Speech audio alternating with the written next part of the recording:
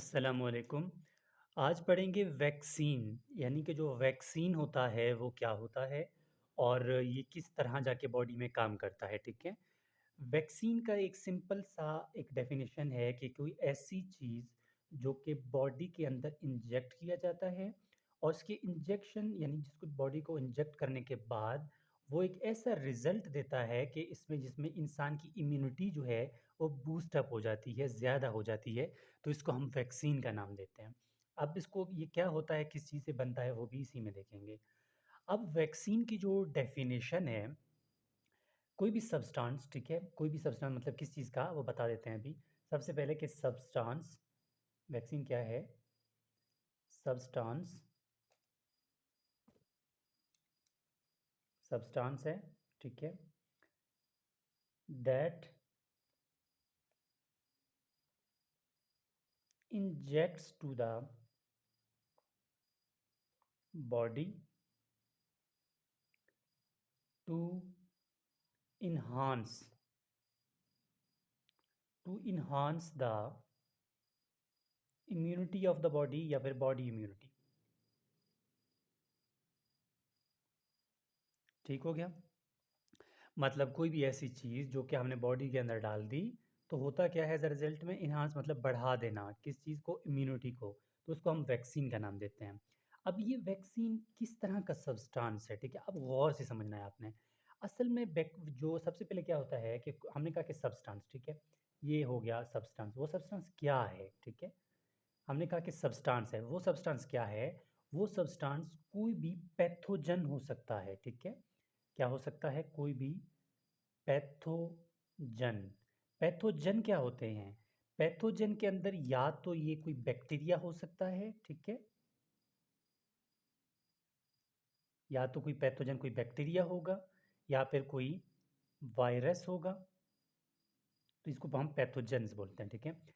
इनको इनएक्टिव करके, इनको किस फॉर्म में करके? इनको इनएक्टिव करके इनएक्टिव करते हैं, ठीक है। सबसे पहले इसको बैक्टीरिया को या फिर वायरस को इनएक्टिव करके इसका कोई भी पोर्शन, ठीक है, इनएक्टिव करके पैथोजन का कोई भी पोर्शन क्या करते हैं?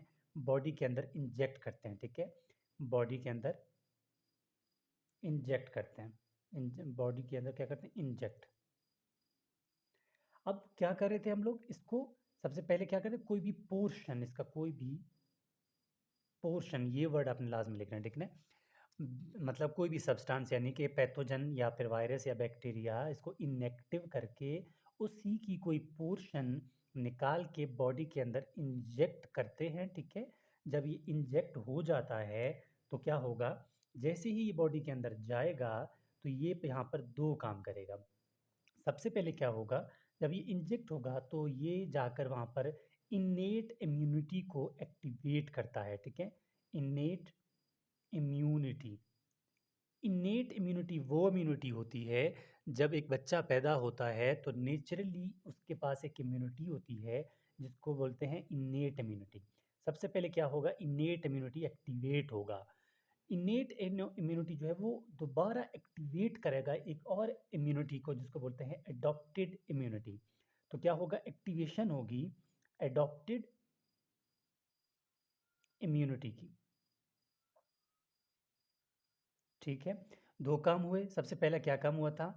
जैसे ही ये पैथोजन के पोर्शन हमने बॉडी के अंदर इंजेक्ट कर लिया था, दो काम हुए, इन्नेट इम्यूनिटी एक्टिवेट हुआ और एडेप्टेड इम्यूनिटी जो है वो एक्टिवेट हुआ।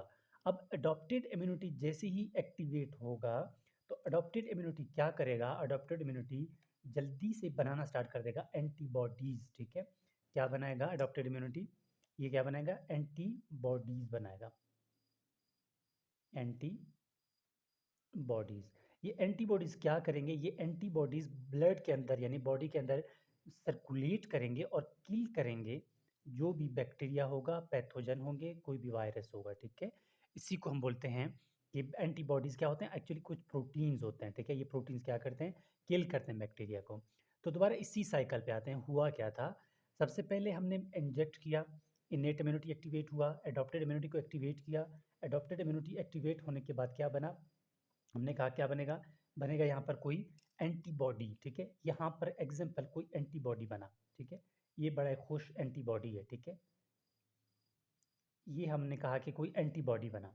अब ये एंटीबॉडी बड़ा खुश है कि भई इसको कोई टेंशन नहीं है। अब ये क्या करेगा, ये जाकर दोबारा कोई भी ब्लड सर्कुलेशन में कोई भी जगह पर कोई भी बैक्टीरिया है, वायरस है, ठीक है? उसको क्या करेगा, किल कर देगा, ख़त्म कर देगा। उसके करने के बाद क्या होगा, नॉर्मल हेल्थी लाइफ़ होगी, ठीक है? नॉर्मल हेल्थी लाइफ़ होगी।